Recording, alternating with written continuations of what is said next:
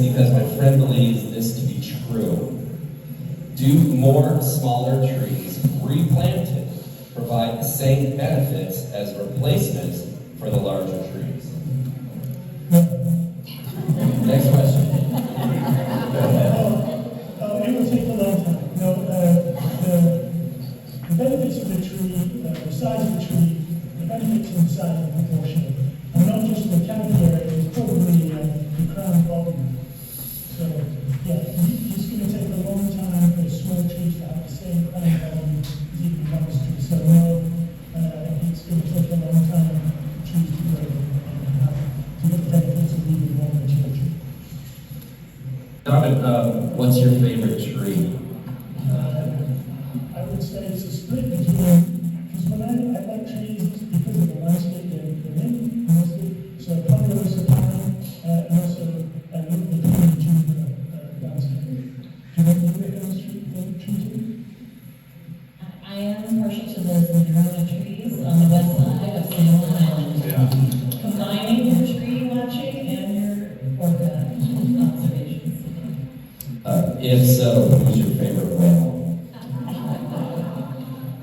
Alright, you put me on the spot, and I'll be diplomatic and say one of my favorite whales is actually a northern resident from the A-73. Her name is Springer, and she was alone in Puget Sound and hanging out with the fairies in 2002. And at that time, I worked for NOAA headquarters in Washington, D.C., and I came out to Seattle to help rescue this orphaned orca calf.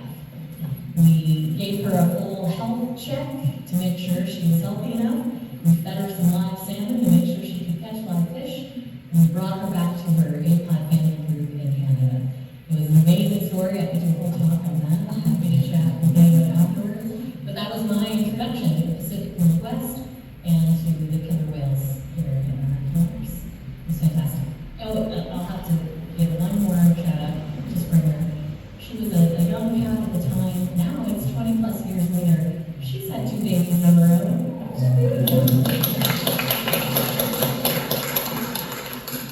Next question. How does the difference between artificial stormwater detention or retention compare with effect with trees and natural detention near creeks and waterways? Does that make sense? Yeah, because it's, there's a growing infrastructure that's built to serve the same purpose as trees. It will just depend on the circumstances. Obviously, there's some of the infrastructure that's going to have the same benefits as trees, but one thing they will have is they don't have the co-benefits. So the green infrastructure isn't going to freak you out, the green infrastructure isn't going to associate the growth of that, the green infrastructure isn't going to lower the temperature, isn't going to do a whole lot of things. That's the great thing about trees, is just not just the individual benefit, but the breadth of those benefits. What kind of contaminants do you typically see in orcas, and what is their source? Factories, tires, etc. So some of the main contaminants that we studied in marine mammals, not just the southern residents, are some of those legacy contaminants. I showed you a figure for PCBs. Van, we don't use it anymore, but there's still atmospheric deposition from places where it is used. It's still circulating in the environment, hard to get rid of. So pesticides, DDT, we can see a difference in the contaminant levels in K and L pod compared to J, because K and L pod spend more time on California. That has a higher DDT signature. I also mentioned the PDEs, the flame retardants. Those are newer and less regulated. They're in our furniture and our carpets, so our houses don't burn down. So it's all about trade-offs. So, what are you trying to protect or address? There's a whole new effort to look at contaminants of emerging concern, and there's the PFAS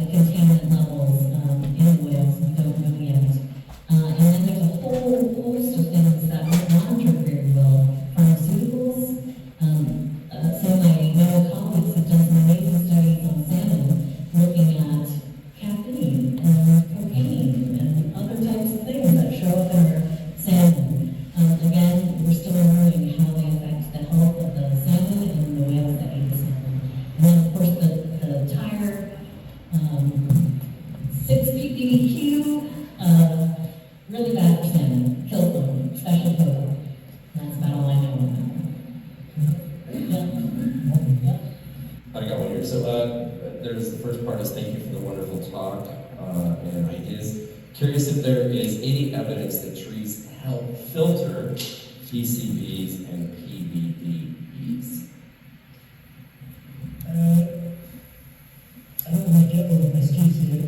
There's anything that can be brought into the leaf, obviously. So there's nothing specific about those chemicals, but if they can be taken into the stem of the leaves, this is the uptake, but then the leaves will fall on the ground and rot. So quite what the life cycle is, I don't know. I don't know whether they can actually bond with the tissue, but I don't know. Can you know something about that? Yeah, I think the connections that I've heard are more to do with like flow rates and the trees and bioswales and their natural habitat can slow down, and so some of those contaminants that are attached to solids will kind of fall out.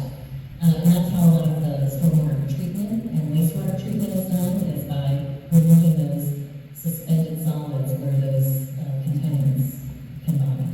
So there's more flow benefits, I think.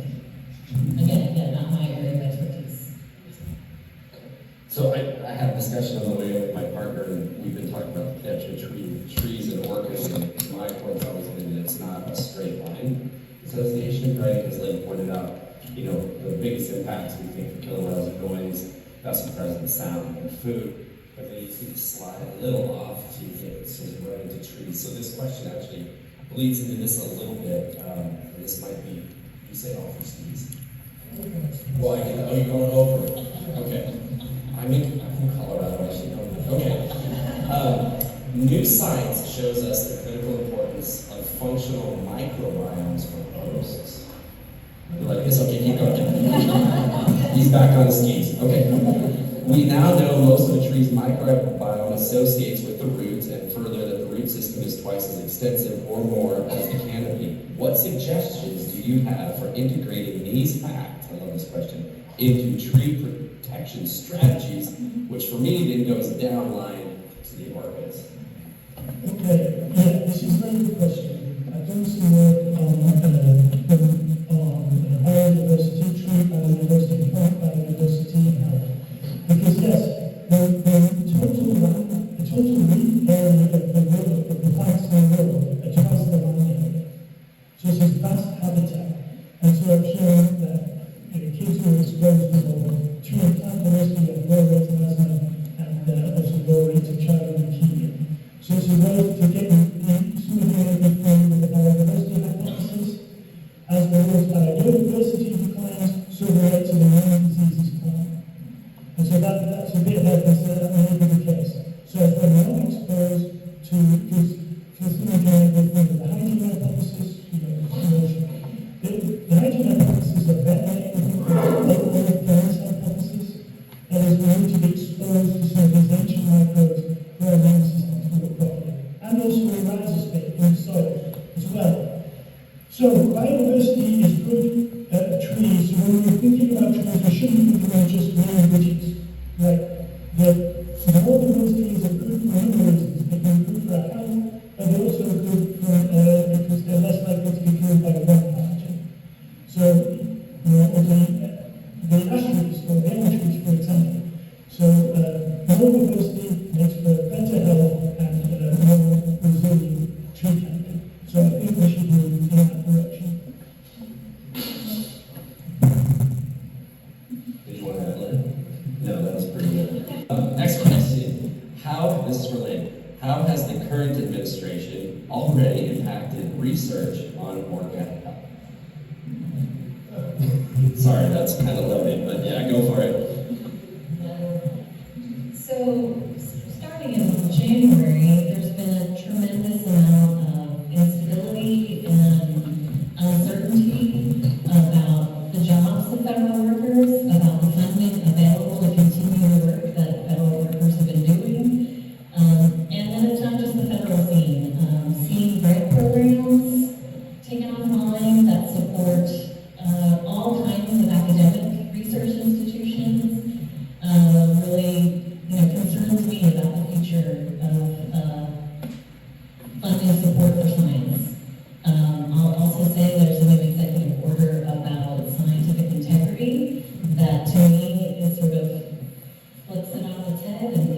politics, as opposed to having that separation of science and political issues. So those are a few things.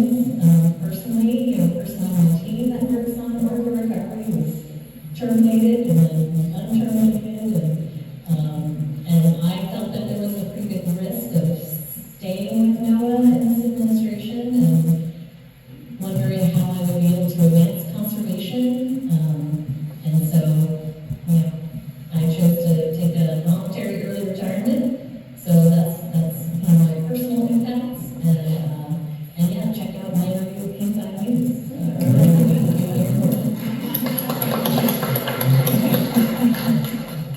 And as someone who works as a partner with our former federal employees, can I be less political? I'm not representing but myself. It's been brutal. It's been difficult. We've had such an amazing advocate in this position, particularly when it comes to southern resident killer whales, that to lose the institutional knowledge, the passion, the partnerships that have been lost essentially overnight, given the decisions that folks like Lynn have to make. It's been really difficult. So we're rallying, we're trying to solve it. Lynn didn't go anywhere. She's still obviously in the team, but from the outside, at least right next door, it's been pretty rough. So. And one of the lower priority issues, which is again in our recovery plan, in our species in the spotlight action plan, is education and outreach to raise awareness about the issues so that people can make informed decisions, whether those people are government agencies, state agencies, or concerned citizens, who are commuters and homeowners and renters, or whatever you like, consumers, that's the word I was looking for, and voters as well. So unfortunately, some of those grants that now are provided to our education outreach partners were some of the first things to not have funding or not have the ability to move forward. So that's one. Keeping the theme going with the positive Orca stuff, then I'm going to combine these two questions. At least with regards to orcas, is there an abundance of evidence that actions on land have long negatively affected their populations, going back to the listing in the early 2000s? What is the next legal strategy that might be pursued? Tangential to that, is critical habitat going to be removed from the ESA? I'll start with the second part. I have no idea. That's a part of the tremendous uncertainty that's out there. Critical habitat, you're uncertain about. I'm uncertain about, changes to the ESA, to critical habitat, to, how our laws are implemented. There's a lot that's still uncertain right now. So that I don't know yet. I'm worried about it, but I don't know any concrete actions being taken yet. So now back to the first part. I would say the strongest connection between land-based activities and impacts to orcas are through their salmon prey. Most of the salmon habitat restoration work that's done is in freshwater systems, on our landscapes, in our watersheds, in our backyards.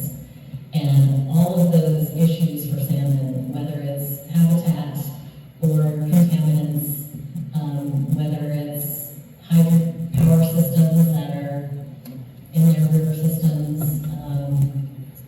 hatchery production, harvest actions, all of those things that affect salmon, I'd say the land-based connections are through that pathway. Studies look at equitable socioeconomic cities with vastly different average canopy, say Seattle versus Albuquerque. We did not, and it's an interesting thing, because the natural environment doesn't have to be green. I personally love the Colorado Plateau. I look to do study down there, see whether, med space as well as green space has an effect. So I think it depends upon the place. So the natural environment in the Pacific Northwest is green, but no, I haven't done equivalent studies in drier cities, although I am involved in a big study in 11 cities in Europe, from southern to northern, and we found that greenness was associated with better health outcomes in another major city. So it wasn't like Albuquerque or Phoenix or something, but it was like Barcelona. So it's a good question, and how we define the natural environment and how we measure it, difficult and they're site specific.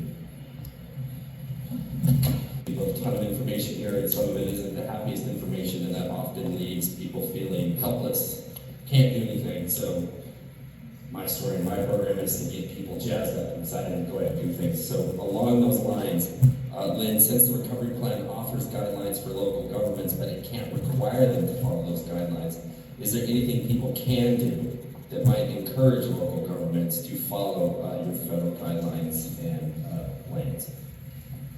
Sure, great question. And I'd love to inspire people to take action and be stewards. This is the first step, is actually learning about what the issues are and being able to make informed decisions about how you vote. I mentioned the Growth Management Act, the Shoreline Management Act. There are often public input parts of that process. If they're developing a growth management plan or a shoreline management plan, or they're doing EIS under SEPA to look at a development plan in a city, in a county, in a state. So I'd say learn about those opportunities to, have your voice heard in those public processes. There's also lots of great groups you can support and find ways to volunteer. I'll share a few things of what I do. I'm a adopt a street, cleaning up my neighborhood and helping keep the stormwater drains clear. I was out measuring trees when my neighbor sold his house, and they were going to tear it down. They did tear it down, and making sure that they had the right size, trees that they're protecting, and the right non-impervious surfaces.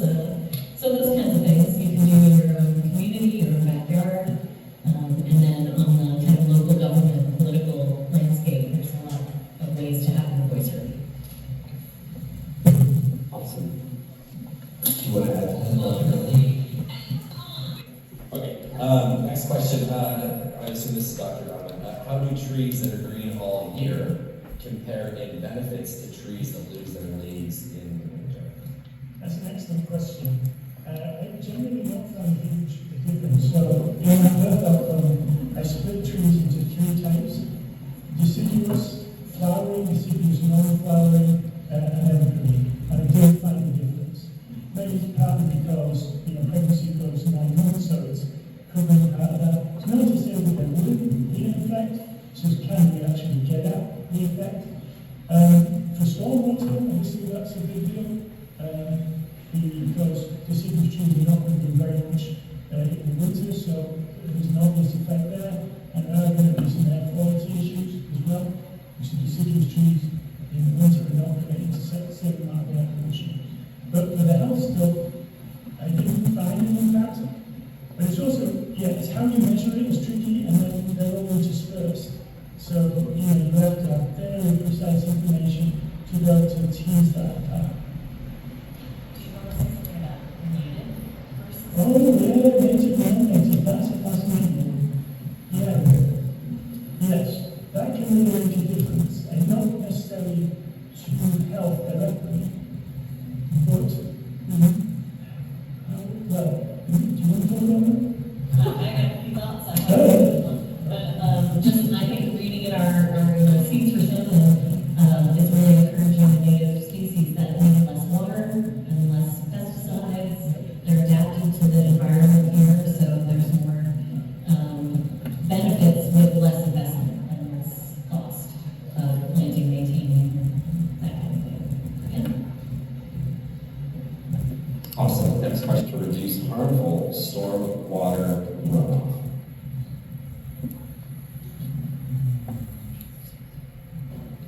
So some big plans focus on things like how you maintain your yard, check out whale-friendly yards, using less chemicals, contaminants, pesticides. There's also things we can do with our car emissions and making sure when we're washing cars, we're doing it in a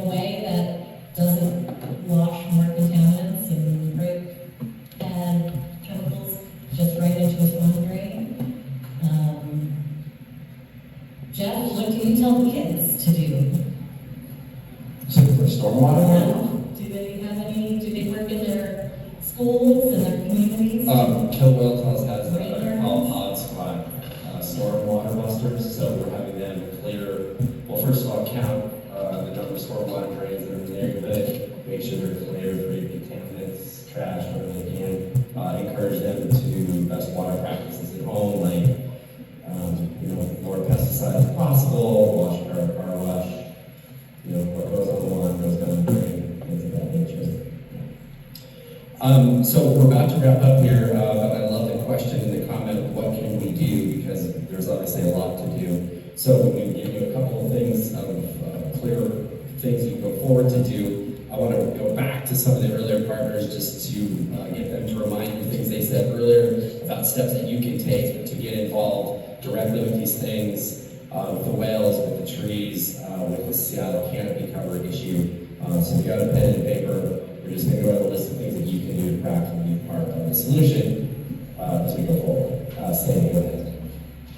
Jennifer, I both have something. So I'll just reiterate what I said before, but our strength is in community, because the reason that Seattle has gotten to this place where our tree policies are so much worse than many of the cities around us is that we didn't all speak with one voice, and entrenched and powerful money interests were able to write our land use policy. So the way that we can win and save our tree canopy and help to augment the health of our orcas is by speaking as one. So we have a couple of ways to do that. One is through, the most important one is please sign up for the treeactionseattle.org email list, because that is how we can keep in touch with you and let you know when there are important junctures coming up where your voice can make a big difference. And then the other one is just a reminder about what I said earlier. Please come on June 23rd to speak to the council. That is why we're starting to listen to us. They don't used to hear from us, and now they're hearing a lot. And so they're talking about trees, but they're not where we need them to be. And our deadline is September. In September, we're going to know if we're paving our city or if we're saving our trees. So this is the moment for us to speak up. And I'm really grateful for you guys being here and for all the support. We've got thousands of people on our email list now and a lot of followers on social media. So we are growing and getting stronger, and we're speaking up for the beings that don't have voices. So thank you. About everyone's involvement. And I would just reiterate what Sandy said, June 23rd, if you can please speak at City Council, that would be amazing. And we also wrote a pre-written email that you customize to send to City Council as well. I would do both, actually, if you can. And a website was donated to me that is beautiful, a way to keep in touch and keep informed about things as well. So orcauphill.org.